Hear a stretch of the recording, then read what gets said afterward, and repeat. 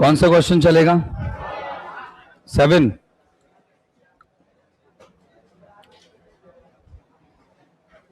The practice of having many wifes. Practice होता है रिवाज, और प्रैक्टिस अभ्यास भी होता है। रिवाज ऑफ हैविंग मैनी वाइफ्स, कई पत्नियां रखने का रिवाज, यानी कहते हैं बहुपत्नी, बहुपत्नी विवाह। अच्छा, बाईगैमी यानी होता है द्विविवाह। क्या होता है? क्योंकि गैमी का मतलब क्या होता है? पढ़ा दिया नहीं पहले? कैलीग्राफी। कैलीग्राफी यानी होता है जैसे हैंड राइटिंग लिखने की कला, अलग अलग स्टाइल से हैंड राइटिंग लिखी जाती है, तो श्रुति लेखन कला या फिर आर्ट ऑफ राइटिंग, लिखने की कला। आर्ट ऑफ राइटिंग जिसको कहते हैं लिखने की कला, लिखने की कला की कला। हाँ, इसके बाद है पॉलीगैमी। पॉली यानी बहु, मैनी, और गैमी यानी मैरिज, तो इसको कहते हैं बहु विवाह, यानी कि मैनी मैरिज।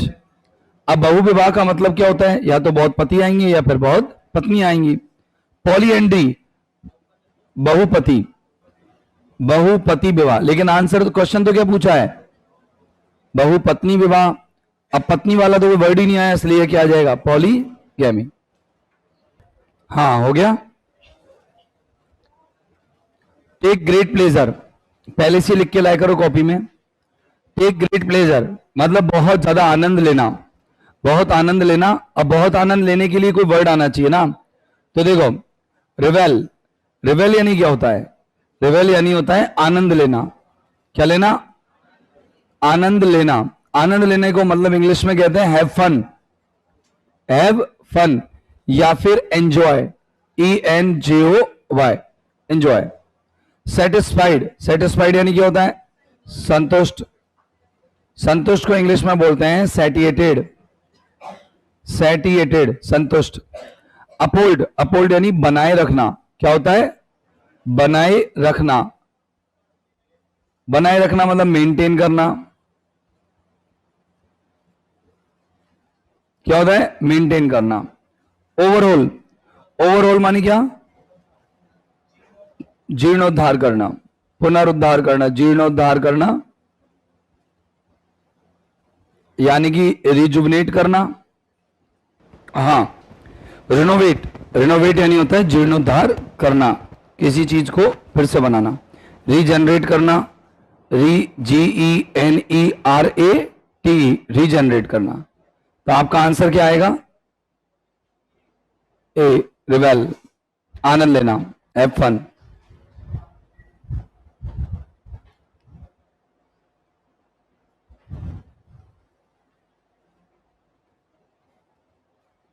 हो गया?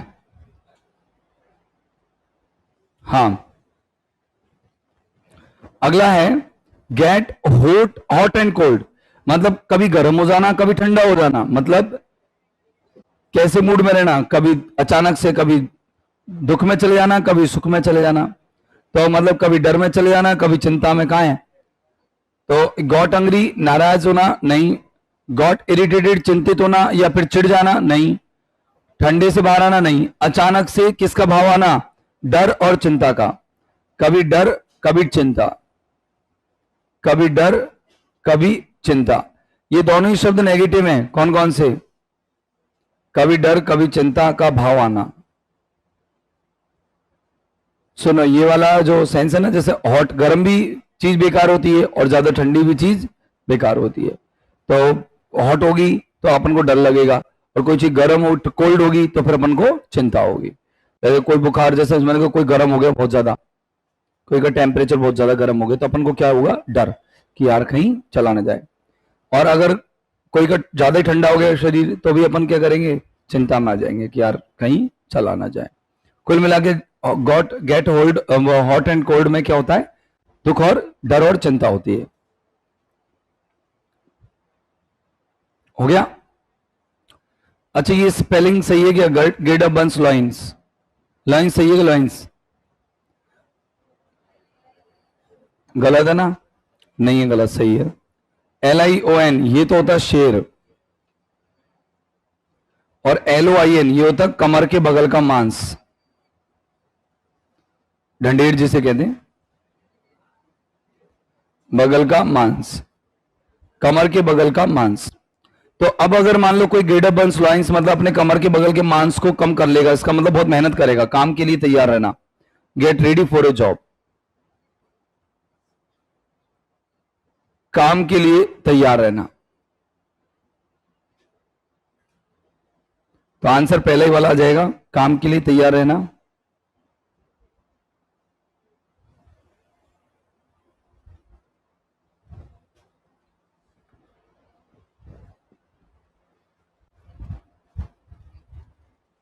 हो गया। इस क्लास में क्या 2-3 बच्चे हैं जिनकी फीस अलग करके पापा रेगुलर जेब में रहते हैं, वो कभी भी निकाले जा सकते हैं, फिर आप कैसी भी हालत में हो आपका एडमिशन नहीं लिया जाएगा। हैं 2-4 बच्चे, 2-3 भी नहीं 4 बच्चे अलग हो गए, वो दिमाग में हैं उनके में प्रॉपर।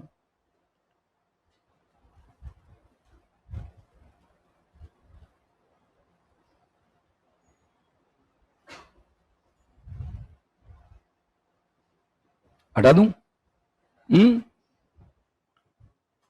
चलो देखो, इसके बाद 10वीं सीट,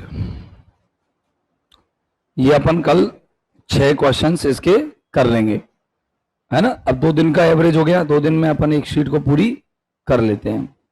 तो एक मतलब एक तरह से देखे मोटा मोटा अगर 12-13 शीट अपन एक महीने में कर लेंगे, कुछ ज्यादा ही, और आगे आने वाले समय में अपन एक सीट रोज की कर लेंगे आने वाले समय में। चलो वापस से आप आ जाओ टॉपिक पर। टॉपिक अपना चल रहा था सब्जेक्ट वर्ब एग्रीमेंट।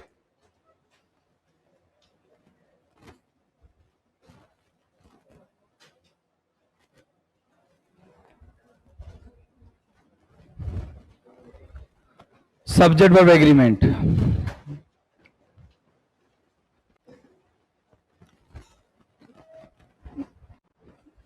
अच्छा सुनिए, जैसे याद रखना ईच एवरी के साथ कॉन्सेप्ट नंबर कौन सा चलेगा? 9। ईच एवरी के साथ अगर कोई नाउन आए, और ऐसे नाउन केवल एक नहीं आए और आ जाए एंड से जुड़ करके, तो मैं ये कहूं कि 2 या 2 से अधिक नाउन्स, समझना आप, यदि 2 या 2 से अधिक नाउन्स ईच एवरी के साथ जुड़कर आ रहे हो तो इनके साथ वर्ब हमेशा कैसी आएगी? Singular, singular verb. अब 2 आए चाहे 3 आए चाहे 4 आए, जैसे मैं समझाता हूं आपको, ध्यान से समझना। इधर देख लो, सबकी नजर बोर्ड पे होनी चाहिए। देखना, मैंने कहा each boy and each girl, each boy and each girl GIRL is oblique are in uniform now. अब ज्यादातर तो बच्चे क्या सोचते हैं? यूनिफॉर्म टुडे, आज यूनिफॉर्म में है। अब मैं आपको यहां समझाऊं, अच्छे से समझना कि each boy and each girl, एक तरह से देखा जाए तो ये लड़के अलग हो गए और लड़की अलग हो गई, दुनिया तो क्या भरेगी इसमें? आर। लेकिन तुमको ये याद रखना है कि एंड से जोड़ो, चाहे 2 आए चाहे 4 आए चाहे 5 आए, जब ईच एवरी आ जाएगा तो वर्ब कैसी आएगी? सिंगुलर। यहां पर आपको सिंगुलर वर्ब लगानी है। सर ये तो 2 ही तो आए हैं सर, बहुत ज्यादा हो गए। नहीं, बहुत ज्यादा नहीं हुए, इसमें कारण बताऊंगा मैं आपको। अब देखना यहां क्या लिख रखा है, each man comma each woman and each child, each child is oblique are a part of nature. किसका भाग है? प्रकृति का भाग है। अब समझो, थोड़ा सा समझने की कोशिश करना। यहां देखना कितने लोग हो गए, ये प्रत्येक आदमी, प्रत्येक महिला और प्रत्येक बच्चा, कितने हो गए? 3। अब दुनिया सोचे जब तो क्या सोचेगी? आर लगना है। लेकिन 3 हो चाहे 4 हो चाहे 5 हो, आपको लगाना क्या है? एज लगाना है। सर ऐसा क्यों? हम तो अर्थ करेंगे तो यूं कहेंगे प्रत्येक लड़का एवं प्रत्येक लड़की अपनी यूनिफॉर्म में आज, है ना। हम ये इसमें ये बोले प्रत्येक आदमी, प्रत्येक पुरुष, प्रत्येक बच्चे, सब क्या है? प्रकृति के भाग हैं, यूं ही तो कहेंगे। लेकिन आप एक वचन क्यों लगा रहे हो? क्योंकि इसमें मूल जो सब्जेक्ट होता है वो अंतिम वाला होता है। मतलब देखो, ऐसे बोलते हैं, प्रत्येक लड़का एवं प्रत्येक लड़की आज यूनिफॉर्म में है। प्रत्येक लड़का एवं प्रत्येक लड़की आज यूनिफॉर्म में है। तो अपन का जो मेन सब्जेक्ट है वो कौन है? लास्ट वाला, ये वाला। मैंने कहा कि प्रत्येक आदमी और प्रत्येक महिला, प्रत्येक आदमी एवं प्रत्येक महिला अपनी सीट पर बैठे हैं या बैठी है? लास्ट, प्रत्येक महिला अपनी सीट पर बैठी। प्रत्येक आदमी को तो वैसे एडिशनल जोड़ रखा है। तो आपका जो मूल सब्जेक्ट है, अब इन तीनों में मूल सब्जेक्ट कौन है? Each child. ये आपका मूल सब्जेक्ट है। तो मेन सब्जेक्ट अपन का ये है। अब पूरा सेंटेंस जो है वो इसी के अकॉर्डिंग चलता है, मेन सब्जेक्ट के अकॉर्डिंग। जैसे मान लो मैं तुम्हें एक क्वेश्चन दूं, मैंने एक क्वेश्चन दिया कि देखना, इसमें क्वेश्चन है कि ईच एक्टर, प्रत्येक अभिनेता, एंड ईच एक्ट्रेस, और प्रत्येक अभिनेत्री, each actor and each actress, प्रत्येक अभिनेता और प्रत्येक अभिनेत्री हैज लॉस्ट, खो चुके हैं। हैज ही आएगा ना, क्यों? क्योंकि अपना कर्ता कौन है? मूल। इन में, दियर, अपने, कैरेक्टर, किसमें? अपने कैरेक्टर में। अब बताओ गलती क्या कर दी मैंने कि सर आपका मूल सब्जेक्ट तो कौन है? एक्ट्रेस, और एक्ट्रेस तो सी है, दे थोड़ी ना है। एक्ट्रेस क्या है? शी है। तो मैं कह रहा हूं प्रत्येक अभिनेता एवं प्रत्येक अभिनेत्री अपने कैरेक्टर में खो चुकी है, अपने कैरेक्टर में खो चुकी है। तो अपना कैरेक्टर किसका कैरेक्टर है? एक्ट्रेस का कैरेक्टर। और एक्ट्रेस के कैरेक्टर का मतलब क्या होगा? हर कैरेक्टर। सर आपने उधर दियर क्यों काटा? दियर तो दे को रिप्रेजेंट करता है, और दे, ये दोनों दे थोड़ी हुए। अपना कर्ता तो कौन है? एक्ट्रेस। तो एक्ट्रेस के अकॉर्डिंग दे थोड़ी आता है। अगर यहां पुरुष होता तो हे जाता, महिला होगी तो हर आएगा, और ये बहुवचन मानते तो दे आ रहा था। लेकिन अपन ने तो एक वचन मानने हैं, एक वचन की वजह से देयर तो लगा ही नहीं सकते। या तो लगाएंगे हिज या लगाएंगे हर। अब पता लगे कि सब्जेक्ट कौन है इनमें से? अंतिम वाला सब्जेक्ट होता है। अंतिम वाला सब्जेक्ट इसीलिए क्या लगाया अपन ने? हर। अगर यही ऐसा होता कि each actress and each actor, तो फिर यहां क्या लगा देते? हिज। क्या लगा देते? हिज। बोलो कोई दिक्कत है? नहीं है तो लिखो, एंड से जुड़कर, एंड से जुड़कर दो या दो से अधिक नाउन्स, एंड से जुड़कर दो या दो से अधिक नाउन्स, एंड से जुड़कर दो या दो से अधिक नाउन्स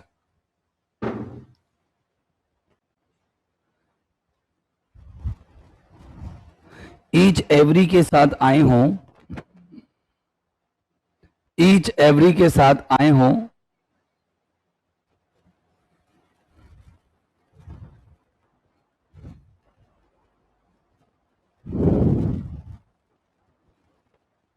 ईच एवरी के साथ आए हो तो वर्ब, ईच एवरी के साथ आए हो तो वर्ब सिंगुलर आती है, क्योंकि इनमें मूल सब्जेक्ट, क्योंकि इनमें मूल सब्जेक्ट, क्योंकि इनमें मूल सब्जेक्ट अंतिम वाला नाउन होता है, क्योंकि इनमें मूल सब्जेक्ट अंतिम वाला नाउन होता है।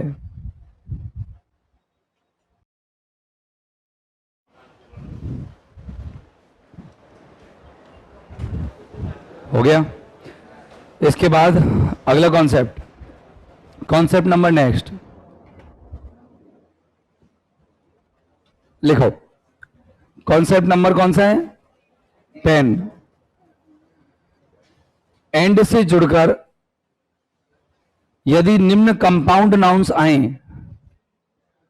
एंड से जुड़कर लिखो, यदि निम्न कंपाउंड नाउन्स आए, कंपाउंड नाउन्स, कंपाउंड नाउन्स आए, एंड से जुड़कर यदि निम्न कंपाउंड नाउन्स आए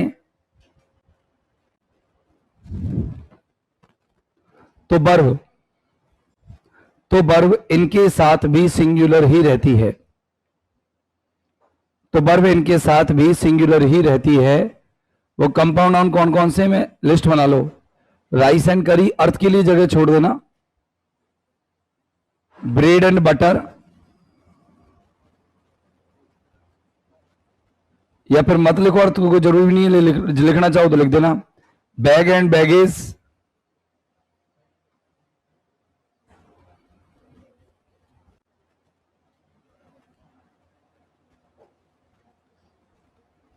bag and baggage, BAGGAG, BAGGAG, baggage. Slow and steady, slow and steady लिखते चलो मेरे साथ साथ। Rise and fall, rise and fall. Time and tide, long and short,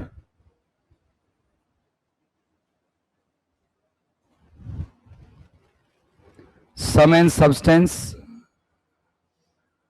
sum and SUBSTANCE, sum and substance. Knowledge, KNOWLEDG, knowledge and wisdom, WISDOM, knowledge and wisdom. Horse and carriage, horse and carriage. Two and to,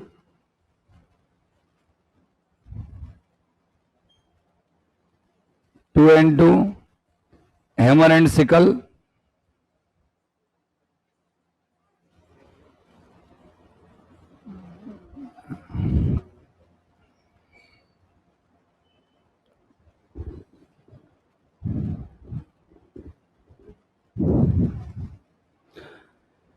long and short लिख दिया गया। Time and tide, rise and fall. चलो इनको लिखो जब तक और memorise करता हूं। देखो, राइस एंड करी मानी क्या होता है? राइस करी जानते ही हो, कड़ी राइस। ब्रेड एंड बटर मानी क्या होती है? रोजी रोटी। किसी क्या कहते हैं इसे? रोजी रोटी। बैग एंड बैगेज, बोझ भार। क्या होता है? बोझ भार, बोझ भार। स्लो एंड स्टडी मानी होता है धीमा व सतत, धीमा व सतत। Rise and fall, rise and fall मानी होता है गिर उठना और उठना संभलना, या उठना व गिरना। टाइम एंड टाइड, समय व लहरें, समय व लहर। लॉन्ग एंड शॉर्ट, लमसम, लमसम। सम एंड सब्सटेंस, मूल सार। नॉलेज एंड विजडम, ज्ञान। हॉर्स एंड कैरेज, घोड़ा गाड़ी, घोड़ा गाड़ी। टू एंड टू, दो और दो, जानते ही हो। हैमर एंड सिकल, मजदूर, मजदूर औजार। एब एंड फ्लो, एब एंड फ्लो, ज्वार भाटा। इनको लिखो।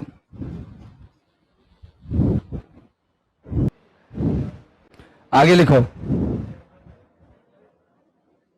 देखो, shouting, SHOUTING, shouting and screaming. Shouting और स्क्रीमिंग, इस चीखना चिल्लाना, चीखना चिल्लाना कहते हैं इसको, चीखना चिल्लाना। चिखना नहीं, चीखना, बड़ी ची आएगी। चीखना चिल्लाना। Coming and going, coming and going, आना जाना कहते हैं इसको। Crown and glory, crown and glory. और एक लिख लो, एज एंड एक्सपीरियंस। अगर आपके सब्जेक्ट ये बनते हैं तो इनके साथ आने वाली वर्ब कैसी रहेगी?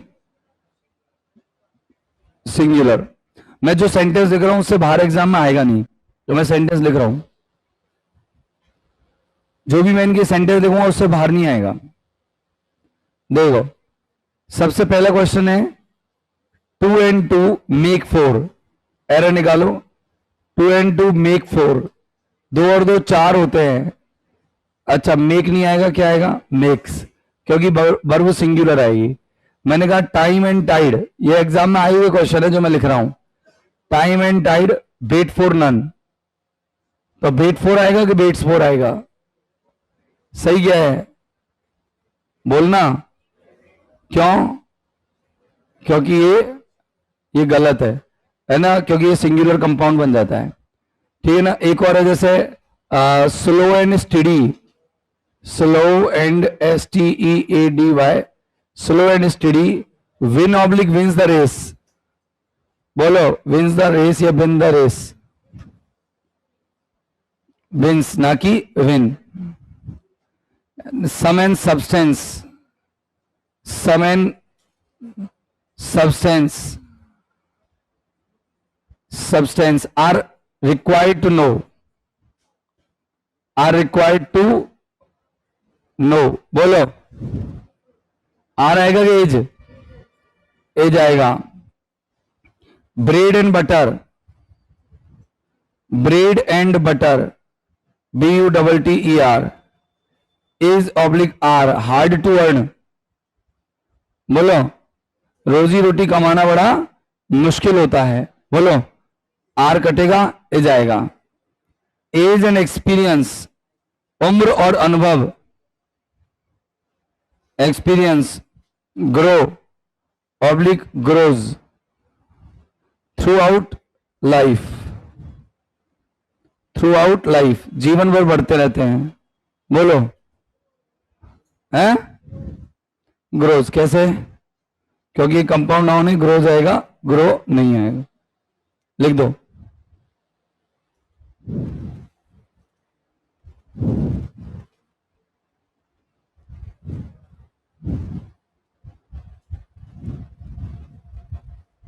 एंड और बोथ एंड वाले थोड़ी लिखे अपन ने।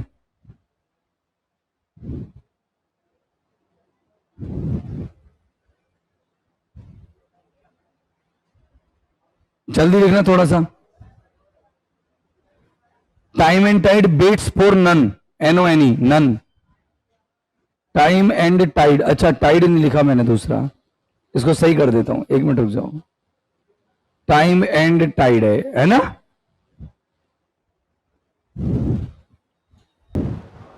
हाँ देखिए, अगला कॉन्सेप्ट, कॉन्सेप्ट नंबर 10 तो हो गया। कॉन्सेप्ट नंबर 11 देखो, इंपॉर्टेंट कॉन्सेप्ट है ये भी, और इसके बाद जो कराऊंगा वो भी इंपॉर्टेंट है।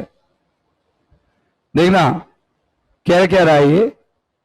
बोथ हैंड और एंड, अगर इनसे जुड़ करके दो सब्जेक्ट्स आए हों, S1 आया हो और S2 आया हो, S1 और S2, अगर बोथ हैंड और एंड से जुड़ करके दो सब्जेक्ट आते हैं तो वर्ब हमेशा कैसी रहेगी? अरे कैसी रहेगी वर्ब? वर्ब हमेशा प्लूरल रहेगी, चाहे वो कोई भी हो।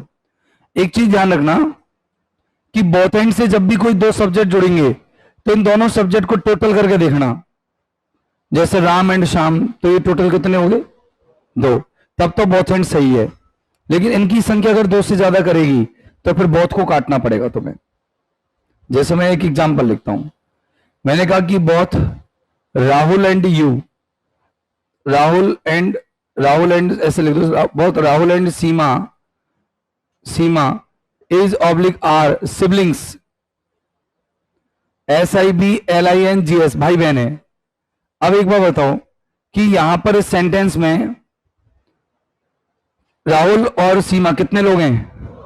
तो वैसे भी वर्ब प्लूरल आनी है, कोई दिक्कत ही नहीं है। लेकिन अगर मैंने यहां लिख दिया कि both you and your parents, both you and your parents, both you and your parents are happy, are very happy today। अब बताओ इस सेंटेंस में मैंने क्या गलत कर दिया? क्यों सर? क्योंकि पेरेंट्स में कितने लोग हो गए? 2, और आप खुद कितने हो गए? 1 अकेले हो गए। तो 2 और 1 कितने हो गए? 3, और 3 के लिए बोथ एंड जुड़ता नहीं है। अब आपसे पूछे कि इसमें एरर क्या है, चल बता कि ए वाले टुकड़े में एरर है कि बी वाले टुकड़े में एरर है कि सी। तो देखो आर तो सही है, क्यों? क्योंकि बोथ एंड से जुड़ रहे हैं, आर तो सही है। लेकिन बोथ नहीं आएगा। क्यों नहीं आएगा? क्योंकि बोथ केवल 2 संज्ञाओं को जोड़ता है, या संख्या में 2 संज्ञाओं को जोड़ता है। भाई बोथ का मतलब क्या होता है? दोनों। तो दोनों में तो केवल दो ही होने चाहिए ना भाई। अब ये तो तीन हो गए, कैसे? पेरेंट्स हो गए दो, मम्मी पापा, और एक खुद, तीन। तीन हो गए तो तीन तो बहुत एंड जोड़ेगा नहीं, एंड कितने का भी जोड़ सकता है। एंड की कोई संख्या फिक्स नहीं है कि एंड 2 4 अन्य जोड़ेगा, 15 20 अन्य जोड़ेगा, कि 1000 2000 अन्य जोड़ेगा। वो एंड कितने भी संख्याओं को जोड़ सकता है, लेकिन बोथ एंड केवल संख्या में दो नाउन्स को जोड़ सकता है। संख्या टोटल करके देख लेना। जैसे मैंने कह दिया, एक एग्जांपल आया, both you and your friends, both you and your friends, friends, friends have already watched this movie, have already watched, watched, watched this movie। चलो बताओ, इसमें एरर निकालो, क्या आएगा एरर? बताओ, ये ए वाले पार्ट में एरर है, बी वाले पार्ट में एरर है, या सी वाले पार्ट में एरर है, या आंसर नो एरर है? बोलो फटाफट बताओ, ए वाले पार्ट में क्या एरर है? बहुत बहुत को क्या करना है? हटाना है कि लगाना है? भाई हटाने के लगाना है, हटाना है। क्यों हटाना है? क्योंकि यहां पर यू तो तुम एक ही हो, लेकिन तुम्हारे फ्रेंड्स तो ज्यादा हो सकते हो, और तुम भी तो ज्यादा हो सकते हो, तो इसलिए क्या करेंगे? बहुत को काट देंगे। बोलो कोई दिक्कत है? पक्का समझ में आ गया? अच्छा नो लिखो। एंड एवं बोथ एंड से जुड़ने पर, एंड एवं बोथ एंड से जुड़े हुए दो सब्जेक्ट्स, ऐसे लिखना, एंड एवं बोथ एंड से जुड़े हुए सब्जेक्ट्स, एंड एवं बोथ एंड से जुड़े हुए सब्जेक्ट्स प्लूरल वर्ब लेते हैं। हाँ, कॉन्सेप्ट नंबर 12।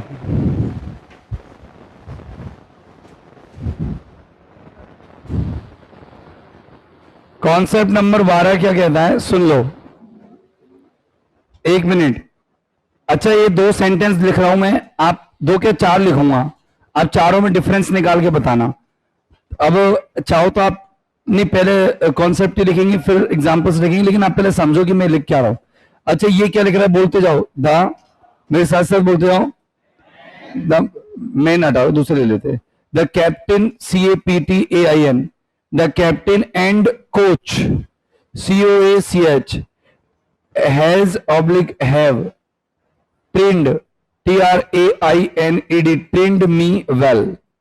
एक सेंटेंस तो मैंने ये लिखा, और एक सेंटेंस जस्ट इसी के नीचे देखो क्या लिख रहा हूं, बताना। अब अंतर बताना, इन दोनों में क्या अंतर है? The captain and the coach has oblique have trend me well, दोनों में डिफरेंस क्या है? अरे कितने डिफरेंस क्या है? द का डिफरेंस है। चलो, और एक और देखना, my father and guide, my father and guide, GUIDE, guide, always, WAYS, help oblique helps me, helps me. अच्छा, दूसरा है my father and my guide, my father and my guide, GUIDE, always help oblique helps me. चलो, इन दोनों में भी difference बताओ। एक बार तो माई दोनों के साथ आ रहा है, और एक बार ऊपर भी द दोनों के साथ आ रहा है, और दोनों बार, मतलब सेकंड वाले सेंटेंस में देखोगे तो द दोनों बार अलग अलग आ रहा है। जब एक वचन संज्ञा एंड से जुड़ी हो और दोनों साइड आर्टिकल आ जाए, तो समझ जाओ दोनों अलग अलग हैं। को कैप्टन अलग है और कोच अलग है। लेकिन जब एक ही बार द आए, जैसे कैप्टन से पहले द आए, इससे पहले नहीं है, तो इसके बाद दोनों एक ही व्यक्ति हैं, मतलब कैप्टन ही कोच है। तो जब दोनों एक व्यक्ति हैं तो वर्ब कैसी आएगी? और जब ये दोनों अलग अलग व्यक्ति हैं तो वर्ब कैसी आएगी? हाँ, तो नीचे देखो, मेरे पिता और गाइड एक ही हैं, मेरे पिता ही मेरे मार्गदर्शक हैं। मान लो ये बोलो कि मेरे पिता ही मेरे मार्गदर्शक हैं, तो इसमें आंसर क्या आएगा? हेल्प्स, क्योंकि दोनों एक ही हैं। और अगर मैं कहूं कि मेरे पिता अलग है और मेरे गाइड अलग है, तो क्या हो जाएगा? हेल्प। बोलो कोई दिक्कत है? हाँ, तो मैं यूं कह सकता हूं कि ये जो एंदा होते हैं, इनको तो अपन क्या बोलते हैं? क्या होते हैं? आर्टिकल्स। और इसको my, his, her, your, our, their, its, इनको क्या कहते हैं? नहीं, प्रोनाउन नहीं कहते, इनको कहते हैं अपन पजेसिव एडजेक्टिव्स। क्या बोलते हैं इनको? यानी कि अधिकारात्मक या संबंधवाचक विशेषण, क्योंकि विशेषण होते हैं। जैसे my book, my pen, my pencil, my father, my mother. तो मदर पर अधिकार या संबंध किसके साथ दिखा रहे हैं? मेरे साथ। My mother, your father, his uncle. तो ये जो होते हैं ये पजेसिव एडजेक्टिव्स कहलाते हैं।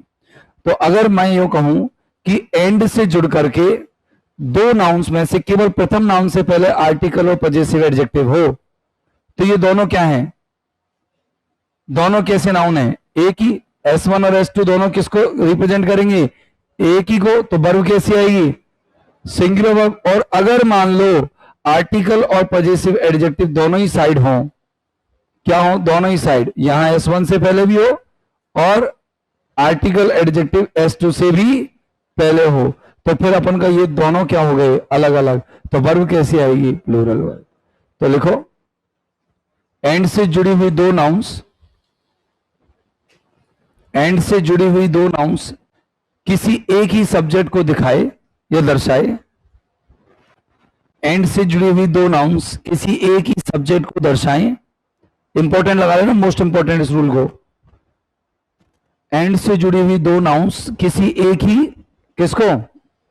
सब्जेक्ट को दर्शाएं, तो इनके साथ वर्ब सिंगुलर आती है, सिंगुलर आती है। और अलग अलग वर्ब अलग अलग सब्जेक्ट्स को दर्शाएं, तो इनके साथ वर्ब प्लूरल आती है। कॉन्सेप्ट जरूर लिखना। कॉन्सेप्ट लिखने से क्या चीज याद रहेगी कि क्यों ऐसा हो रहा है, यह पहचानोगी कैसे? लिखो, क्वेश्चन लिखो। A black and a white cow, a black and a white cow, या अलग अलग तरह के दे दो क्वेश्चन कैसे भी करके। Is grazing there, is grazing there. The actor and singer, the actor and singer have performed their best, have performed, error निकालना अपने अपने क्या है? their best। और एक और है, the director और the director and the principal, the director and the principal has barked, BARKED, has barked his orders, his order। बताओ इसमें एरर क्या है? क्यों आएगा आर? क्योंकि ब्लैक से पहले ए आ रहा है और व्हाइट से पहले, तो दो अलग अलग गायें होगी, एक सफेद है और एक काली है। ठीक है ना? दो गायें हैं, एक व्हाइट है और एक ब्लैक है। अच्छा नीचे देखो, एक्टर और सिंगर कितने लोग हैं? ये एक ही है। तो बताओ हैव का क्या हो जाएगा? जब ये एक ही है तो दियर आएगा कि हिज आएगा? बोलो, दियर लगाऊं या हिजर में से लगाऊं? सोचो सोचो, ये दोनों कितने लोग हैं? तो एक का मतलब ही और सी होता है, दे तो होता ही नहीं है, तो फिर दियर क्यों आया? मतलब एक्टर और सिंगर ने अपना बेस्ट परफॉर्म किया, तो अपना कौन का? खुद का, एक का। अब ये इनको ही मानेंगे या सी, तो अपन जब तक जेंडर पता नहीं लगे ना तब तक ही मानते हैं, तो क्या लगेगा? एज। दियर नहीं आएगा। नीचे देखना, ये कितने लोग हो गए? डायरेक्टर और प्रिंसिपल कितने लोग हो गए? दो। तो हैज का क्या आ जाएगा? चलो एज चलेगा कि दियर आएगा? अब दियर आएगा। बोलो क्यों? क्योंकि ये दो लोग हो गए, ये बहुवचन हो गए, तो दियर आएगा। ये सर इसकी नॉलेज नहीं हुई, समझ में आ रही? इसकी नॉलेज तब समझ में आएगी जब प्रोनाउन आप ये एडजेक्टिव पढ़ोगे।